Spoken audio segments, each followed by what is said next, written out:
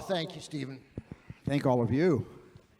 So there was really, to me, as soon as you agreed to do this, I thought there's really one question that I have to start with, because this is the Turner Classic Movies Film Festival. The first SAG actor you ever directed was? Joan Crawford. How old were you? 22. Sure. Tell, I think a lot of people know, but tell people what you directed her in. It was a pilot, an NBC pilot called Night Gallery. It was a trilogy. There were two other directors, Joe Sargent and Boris Segal and myself. I did the center section. All three were written by Rod Serling, and of course we were all completely smitten and seduced by the Twilight Zone for so many seasons. So just to get to meet him, and the first person I actually directed, the first person I said action to, with a DGA card in my pocket, recently acquired, was Rod Serling. I directed the interstitials between each of the different paintings. Oh, wow. That Didn't know that. That's good stuff. So you were growing up, well, I got to ask you, Joan, was she Joan Crawford-esque? She was more. She was not mommy dearest. Let's put it that way. All right, good. That was not my experience. She was kind and she was understanding, and she forgave my acne, and and the Clearasil that attempted to cover it up.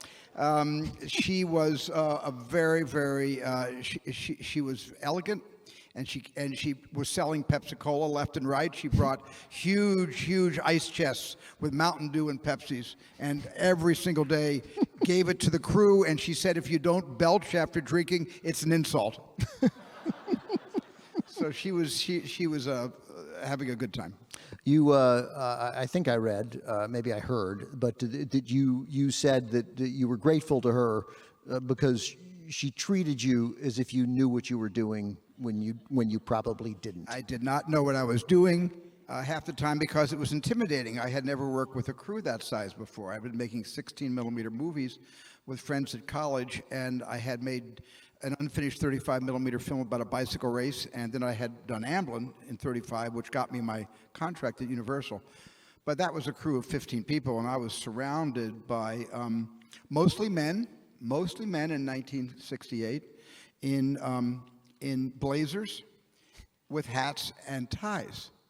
The gaffers, the electricians, the grips, they wore ties. The and grips some of them had wore hats. ties? Yes. Wow.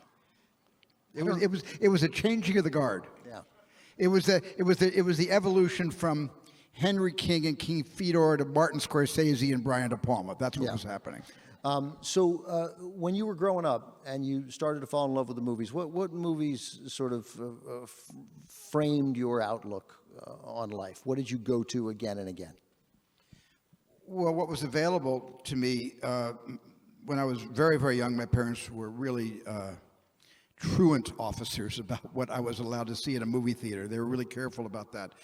And I was living in New Jersey in Haddonfield when The Searchers opened.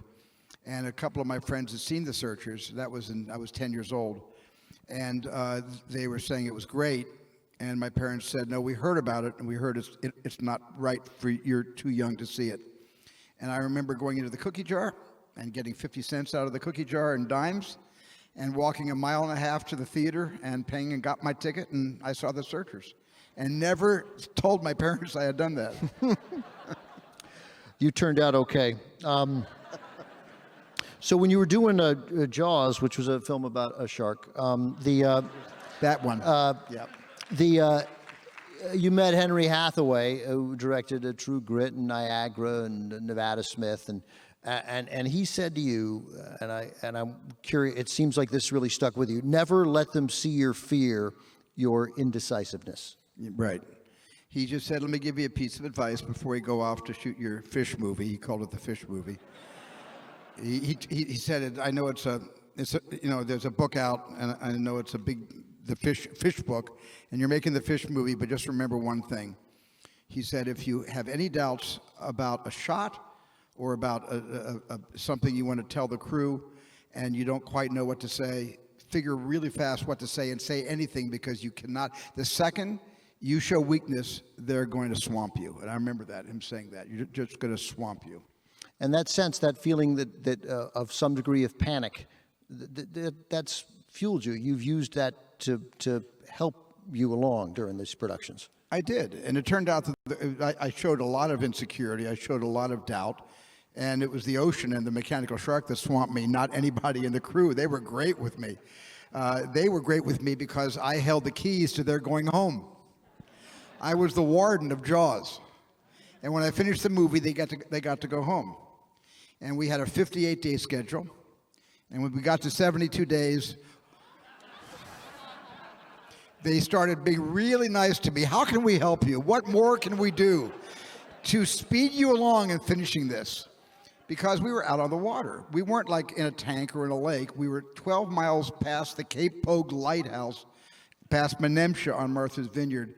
And we're at sea making this movie. And it was nothing like it has ever happened to me since.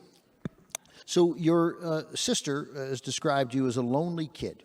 And I'm curious how that experience, some bullying, ultimately your parents divorcing when you were, 15, which is pretty close to the same age that... Yeah, I was 17. That's exactly how old I was when my parents divorced, split up. And it's not easy. Like, you think, oh, he's fine. But your opinions of your parents has been so fully formed by then that it's kind of shocking to realize how fallible they are. Yeah.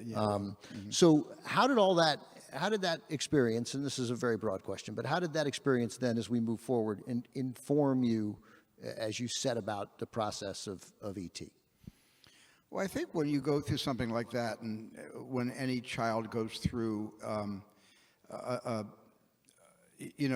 episode where your parents, who you trust and love unconditionally, but both of them come to you and my three younger sisters and just say, we are separating and we're going to be living not only in two different houses, but in two different states. The world collapses, the sky falls on your head. And it just, I'm sure those here that are children of a divorced household or themselves have been divorced, and they know the responsibility of how you have to super take care of your kids. It's something that never goes away, and it comes out in the wash. And certainly it's come out in a lot of my movies, in both indirectly, subconsciously, and in the latest film that I've just made comes out very directly. E.T. is pretty direct. I mean, there's literally an absentee father throughout the film. So the concept for E.T., and you'll correct me where I'm wrong. I mean, it's like two different ideas and some pressure to make a sequel to Close Encounters all coming together. Well, what happened was I had been working on an actual literal script about my parents' separation and divorce. And I had been working on ideas about that and what it did to my sisters and myself. And this is back in 1976 when I was actually filming Close Encounters. And we got to the scene, we were shooting in Mobile, Alabama, and we got to the scene where the puck, we call the little extraterrestrial puck, where he comes down from the ship and he does the hand signs with Francois Truffaut. Come on. Can you believe that? I mean, one of the greatest honors of my life that he said yes to that. And we're shooting this scene, and I suddenly thought, wait a second, what if that little creature never went back to the ship? What if the creature was part of a foreign exchange program? Dreyfus goes, he stays, or she stays, and that was the feeling that I had. What if I turned my story about divorce into a story about children, a family trying to fill the great need and creating such responsibility. A divorce creates great responsibility, especially if you have siblings. We all take care of each other. And what if Elliot, or the kid hadn't quite dreamed up his name yet, needed to, for the first time in his life, become responsible for a life form, to fill the gap in his heart. So, but before we got to E.T., so this idea is germinating, and then you've gone from this successful, making these good made-for-TV movies, Duel in particular, and then you start making features. You Sugarland, yeah, Duel's great. Thank you.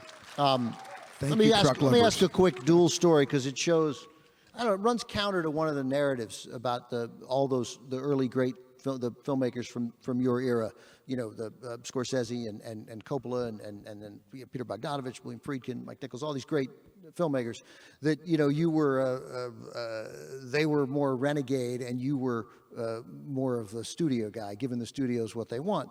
But in Duel, and you're like what, 24 years old when you make Duel, something like that? Yeah, I think 24. Yeah. So you do the movie, and at the end of the movie is a movie about Dennis Weaver versus a truck. Right. And the truck goes over a cliff. And you got a lot of really cool shots about what happens to the truck. And the network says, "This is great, but this is America, and you're going to need to blow up the truck." Right. And what do you say?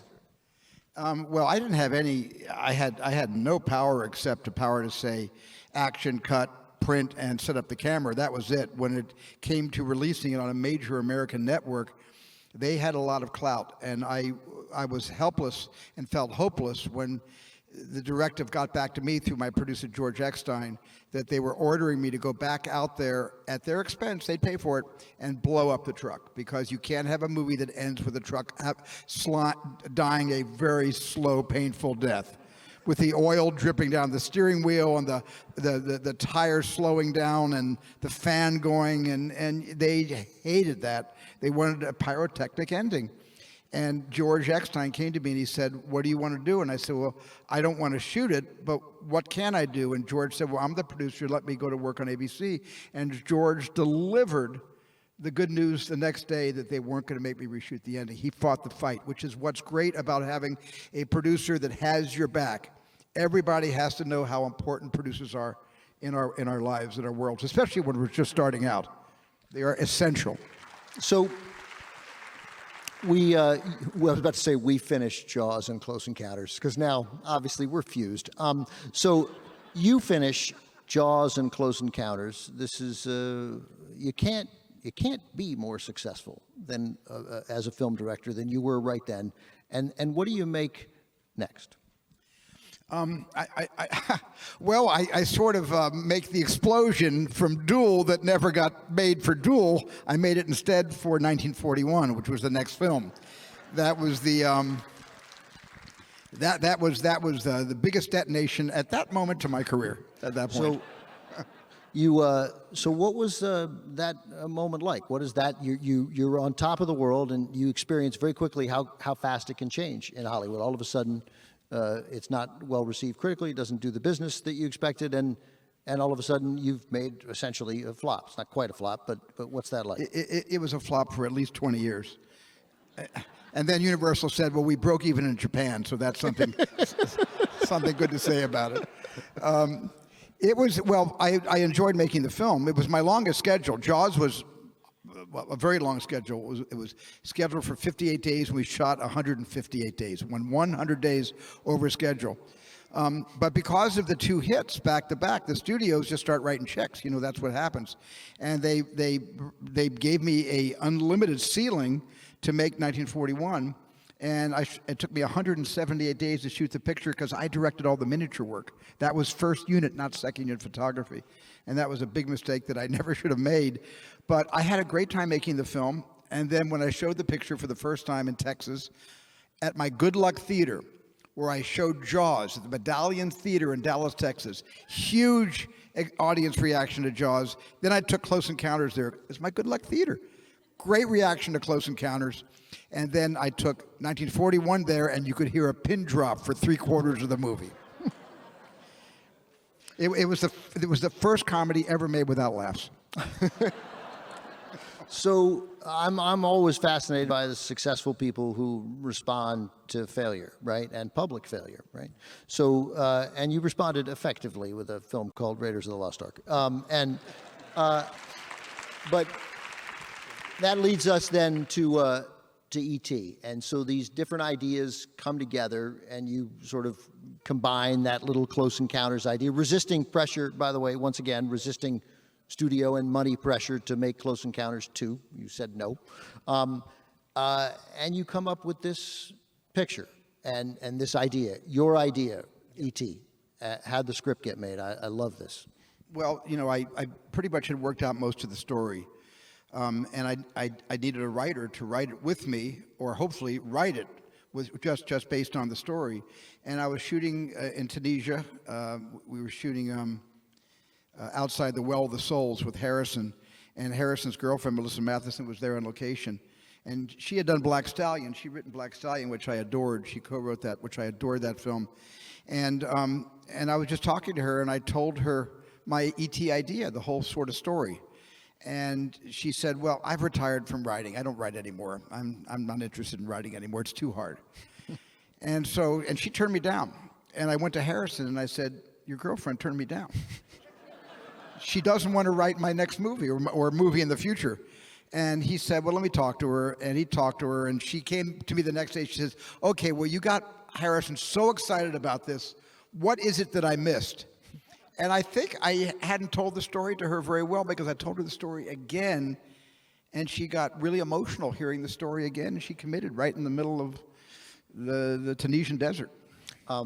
I've not heard of a process like the one you had with Melissa Matheson for writing the script. Describe that. How did you guys, the 5 days on and then 5 days together? Well, what we did was I was editing with Mike Hahn. I was editing Raiders at our editing room at the Marina del Rey, and she would come to the editing room, and she would wait until I gave Mike my input, then I'd go in another room or take a walk. She'd come over, we'd spend 2 hours a day for 5 days, and then she'd go off and write pages. And then she'd come back with those pages, and we'd do another 5 days. Because I had given her the narrative, but all the little moments, like E.T.'s ability to teleport things, E.T.'s ability, with telekinesis, and all of those things, and also the idea that E.T. could feel your feelings. He could feel Elliot's feelings. That was something that happened in the spontaneity of working with a writer that was never in the story I presented to Melissa. There were so many details of character that Melissa just brought into my world from her world.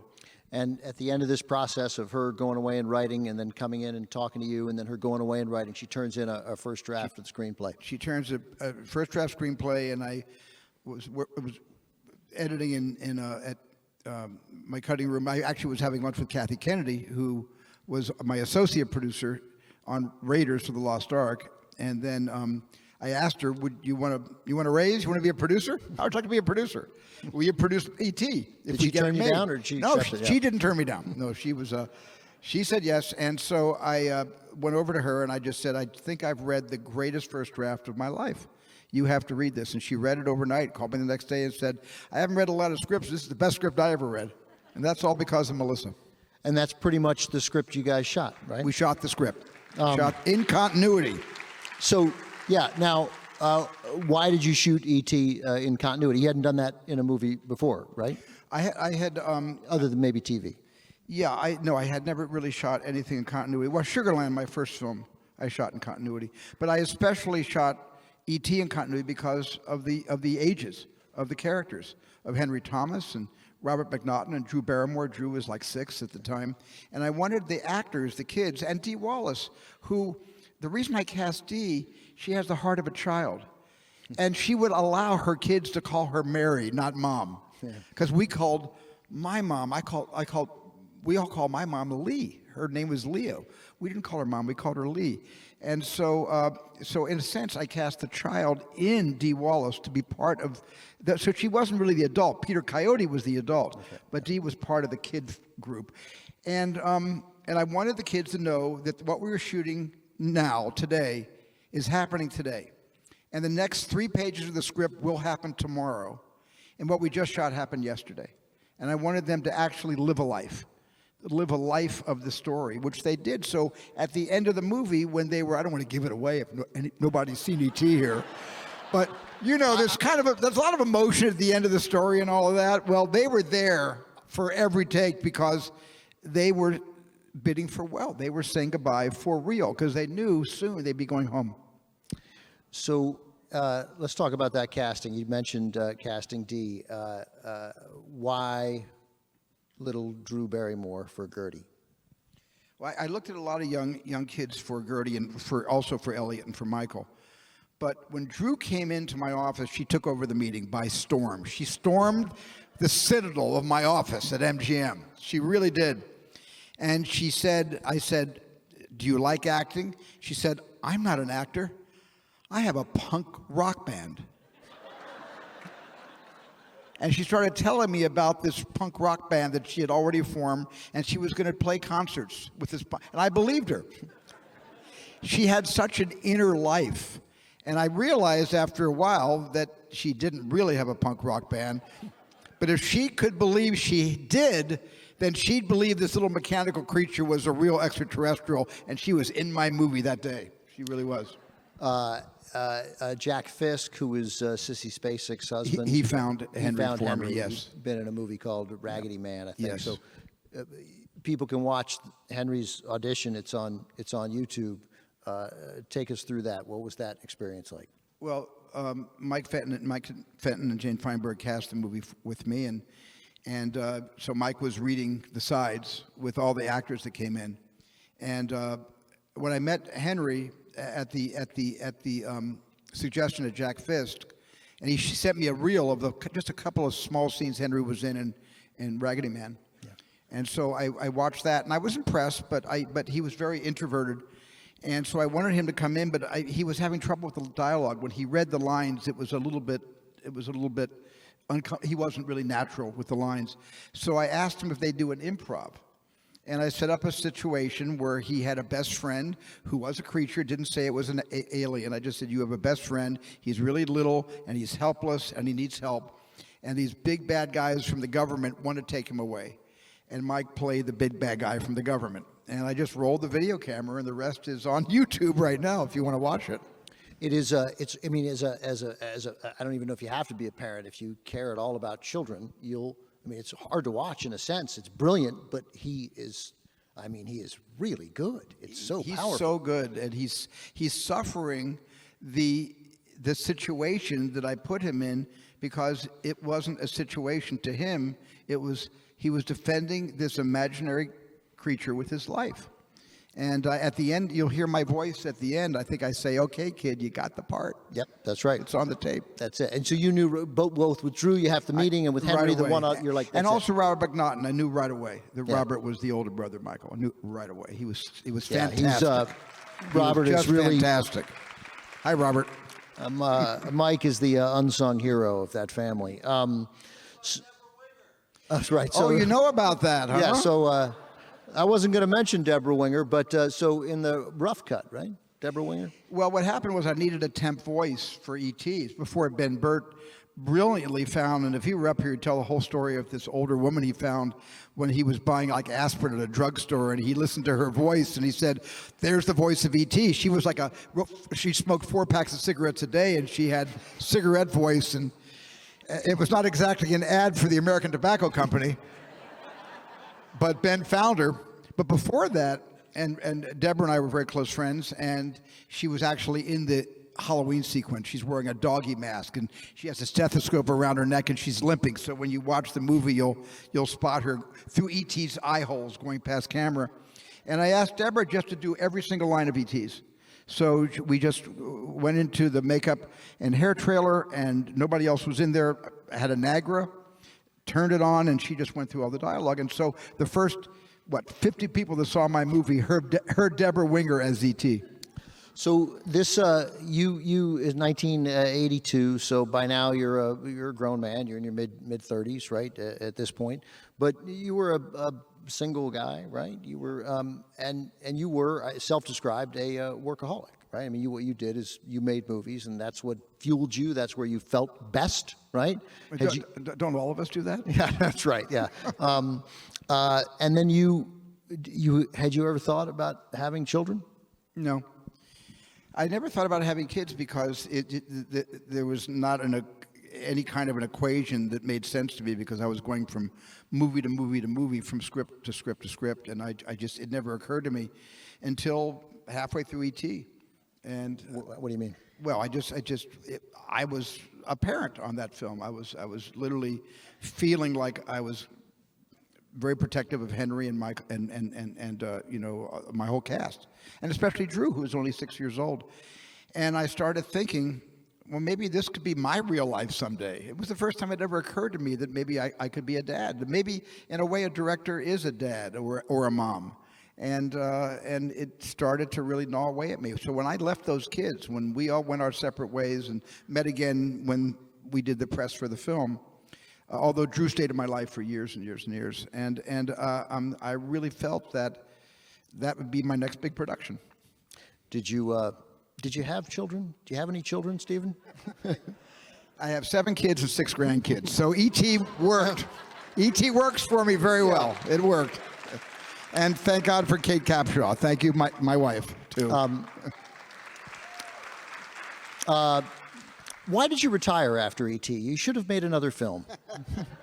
Look, I don't know whether I speak for everyone here, but I think I do. I know that this is a crowd of people that does not like remakes in general. You know, we're very protective. But man, if those of you who haven't seen the Steven Spielberg version of West Side Story are going to,